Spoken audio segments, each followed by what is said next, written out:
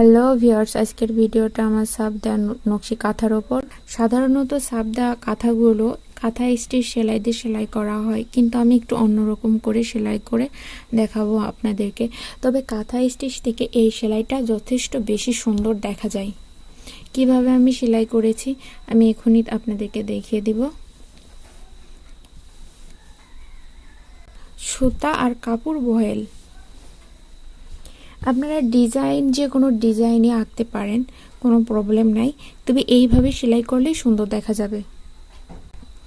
আমি প্রথমেই বলেছি এটা সাপ দেয়া কাঁথা, তাই ফুল কতটুকু বড় কতটুকু হবে এটা বলে দেওয়া যাবে না। যে কোনো ডিজাইনের উপর এই কাঁথা স্টিচ সেলাই করা যায়।